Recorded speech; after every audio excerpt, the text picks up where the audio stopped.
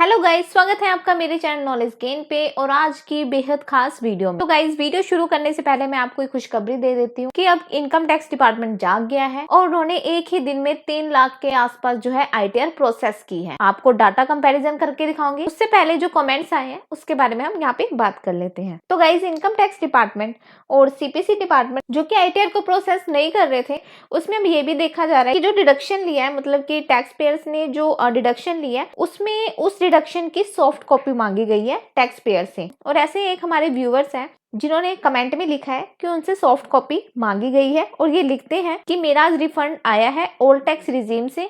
उन्होंने डिडक्शन की पूरी सॉफ्ट कॉपी मांगी थी, मैंने सभी डॉक्यूमेंट सबमिट किए। उसके बाद 98,725 रुपए रिफंड आज क्रेडिट हुआ। Refund claim amount 94,998। Thanks a lot for refund. Filing date 15 जुलाई। तो इन्होंने जो ITR फाइल की थी वो 15 जुलाई को की थी। तो गाइस, जिन्होंने ओल्ड टैक्स रिजीम के अंदर फाइल की है अपनी ITR और जिन्होंने डिडक्शन क्लेम किया है, उनसे क्या है, अब सॉफ्ट कॉपी मांग की जा रही है। और सॉफ्ट कॉपी क्यों मांगी जा रही है? कहीं उन्होंने किसी ने मतलब मान लो फेक डिडक्शन तो नहीं ली या फिर फेक डॉक्यूमेंट्स नंबर तो वो डालकर फाइल तो नहीं कर रहे हैं। तो इसके लिए अब इनकम टैक्स डिपार्टमेंट आपसे सॉफ्ट कॉपी भी मांग सकता है। रिफंड अटकने के क्या कारण हो सकते हैं, जो कि मेजर कारण है, आइए जानते हैं एक्सपर्ट्स से। जो मेन कारण है वो है कि जब आपने फार्म का चुनाव गलत करने या उसके साथ साथ किसी तरह का आपने बैंक का डिटेल गलत भर दिया, आपने जो है आपने ऐसा कोई क्लेम किया जो गलत है, आपका वो था नहीं, तो उसके ऊपर फर्जी जांच के लिए भी आपको पता है डिपार्टमेंट ने बहुत इंक्वायरी की हुई है।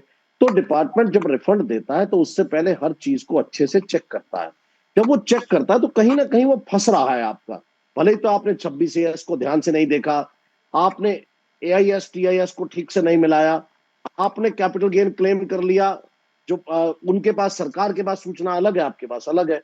तो इन सब कारणों से रिफंड रुकता है और ये और कोई कारण है नहीं, वरना हमने तो रिटर्न भरते ही 10 मिनट में भी रिफंड लिया है और ज्यादा से ज्यादा 1 हफ्ते में रिफंड आ जाता है। तो कोई ना कोई ऐसा कारण मिलेगा।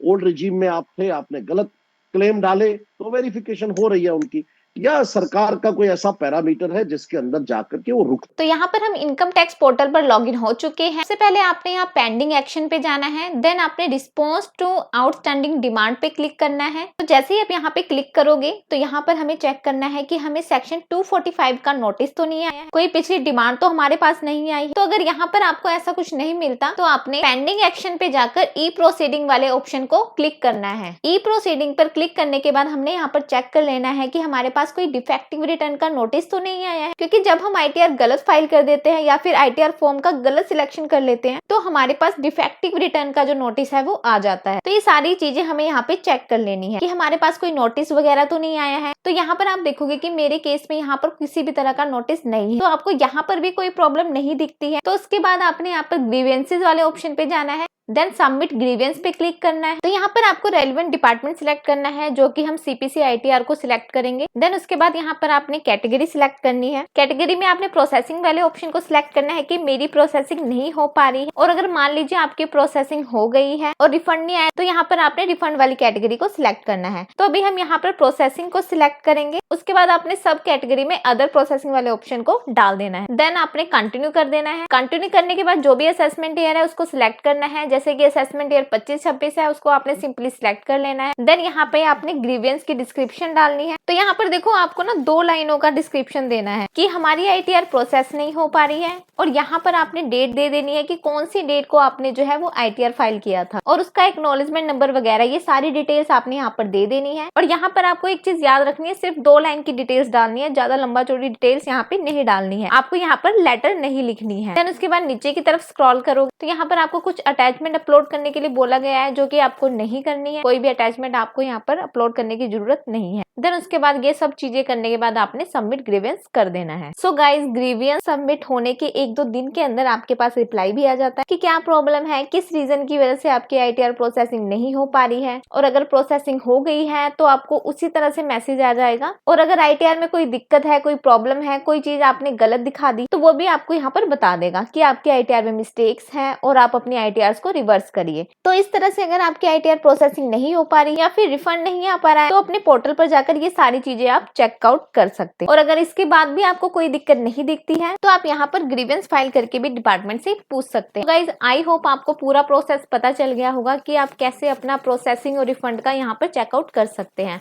तो आशा करती हूँ कि आपको वीडियो अच्छा लगा होगा, तो वीडियो को ज्यादा से ज्यादा शेयर करें क्योंकि बहुत सारे लोगों को ऐसी दिक्कतों का सामना करना पड़ रहा है। और जिन्होंने चैनल को सब्सक्राइब नहीं किया है चैनल को सब्सक्राइब भी कर लीजिए। तो मिलते हैं इसी तरह किसी नॉलेजेबल वीडियो के साथ। अभी के लिए इतना ही। Thank you guys, thank you so much.